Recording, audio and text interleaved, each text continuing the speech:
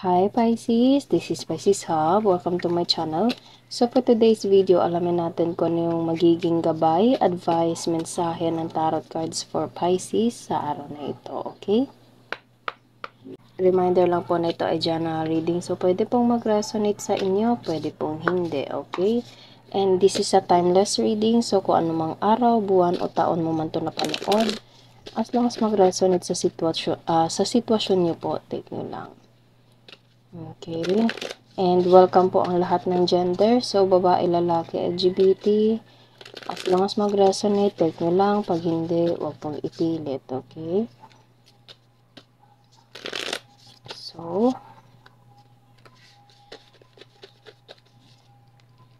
ano po ang message po for Pisces sa araw na ito?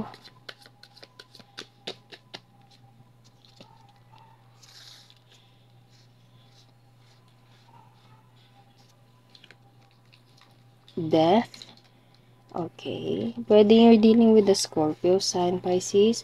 And pag lumabas yung card na yan, huwag kayong matakot kasi hindi yan literal. Okay? And the Lovers. Pwede you're dealing with the Gemini, Scorpio, Gemini. Ano pa po? Five of Pentacles. Okay. Earth sign, Taurus, Virgo, Capricorn.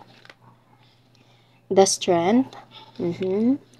Leo, and Two of Cups. Water sign, Pisces, Cancer, Scorpio. Bottom of the deck is Six of Wands. Fire sign, Aries, Leo, Sagittarius. Okay, so ang unang lumabas, Pisces, is death. There is something na naputol, there is something na natigil, there is something na parang hindi na ituloy. Okay, pero kahit ganun, Pisces, again, everyday kung sinasabi sa inyo, na especially those na medyo matagal na sa ating channel, everything happens for a reason. Okay, so kung ano man yung nangyari ngayon, kahapon, or bukas, lahat yun may rason.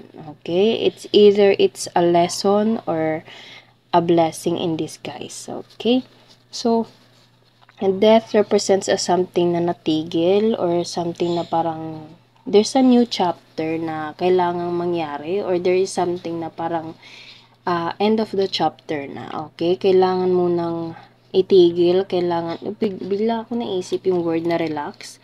Okay, kailangan mo munang maglaylo sa kung ano man yung ginagawa or anything na merong connection sa the death card. Okay, so parang relax ka lang muna, magpahinga ka. Okay, parang ganun yung naririnig ko dito, Pisces. Okay, for you to receive this Two of Cups. Okay, so isa-isahin natin to sila. So, pwedeng you're dealing with someone na malapit sa buhay mo, or pwedeng merong connection sa love, romantically, okay?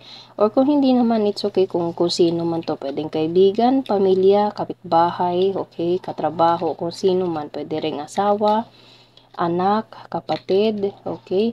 The Lover, sobrang malapit ito sa buhay mo, okay? Nakikita nyo meron dalawang tao dito. Meron dalawang tao dito, and meron din tayong dalawang tao dito sa Two of Cups, okay? So, there is, and also, meron pa tayo dito dalawang tao sa Five of Pentacles. So, merong connection nito, parang, merong itong connection sa dalawang tao. It's either ikaw and specific person mo, Pisces, na kailangan mo nang itigil, kailangan mo nang magpahinga, kailangan mo nang putulin, okay? Pansamantala, okay? Pero kung hindi naman pansamantala, pwede ding for good na kailangan itigil yung ganong sitwasyon, okay? Or pwede merong natigil na hindi ginusto kasi meron tayo ditong Five of Pentacles, and this represents as parang self-pity, naaawa ka sa sarili mo, Pisces, or nahihirapan ka, nakikita nyo hirap sila sa buhay. Okay? Or pwedeng there is something na parang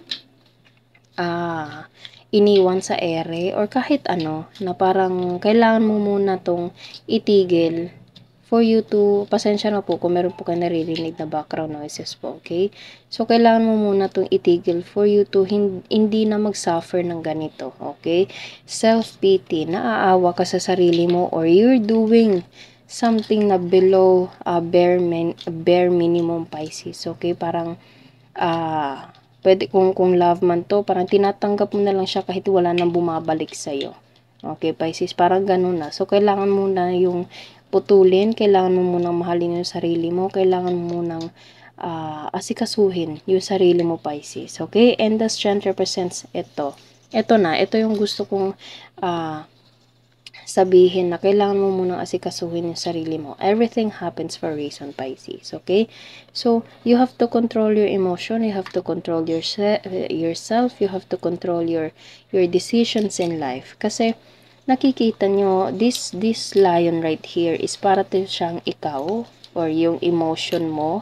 Okay, kailangan mo lang i-control. You have to tame your emotion, Pisces. Okay, so pwedeng ikaw to, kailangan mo ganito yung mindset mo and ito yung emotion mo. Kailangan nasa taas yung isip, mindset before yung emotion for you to decide right, okay, for you to decide correctly, okay, or pwedeng you can ask God, angel, universe, or you have to trust them na everything will be okay, everything happens for a reason, and there's a lesson or blessing in disguise behind of it. Okay, so sa reading natin ngayon, meron munang self-love, putulin yung mga bagay na hindi na deserve mo, okay, and kung ano man yung magiging result, just trust the process, Pisces, okay? You deserve better. Nakikita nyo kung ano yung binibigay mo, dapat ganun din yung bumabalik sa'yo or mas malaki pa. Okay? You don't have to parang settle, parang below minimum pa, okay? Parang bare minimum na nga, hinihingi mo pa, okay? Parang ganun. So, you don't have to settle for less, Pisces. You deserve someone na kung ano man yung binibigay mo, triple, doble, kung ano pa, 10 times na ibabalik sa'yo. Ganun dapat yung pagmamahal. Pwede ding sa love, pwede sa pamilya, pwede sa katrabaho, sa kaibigan, na matatanggap mo. Okay? Hindi pwedeng bigay ka lang ng bigay and walang bumabalik sa'yo. Kasi at the end of the day, mauubos ka pag ganun. Okay? So, there's a parang situation dito na advices from God, this tarot card, your angel, your guardian angel right now, the universe, na dapat ganito, okay? Dapat ganito yung sitwasyon mo, Pisces, for you to receive whatever you deserve. Nakikita nyo, this card is a winning card. Everything you deserve is on the way for you. All you have to do is to trust the process, okay? And you know your worth. You know how to love yourself para dumating ito sa'yo, kung ano man yung deserve mo, okay? You deserve this kind of situation. You deserve this kind of person, Pisces, okay? So, yun lang po ang ating reading, Pisces, sa araw na ito. Naway nagustuhan nyo po. Huwag niyo po sanang kalimutan na mag-like at mag-subscribe po sa ating channel and click the bell button, Pisces, para ma-notify po kayo sa next videos natin, okay? Thank you and God bless.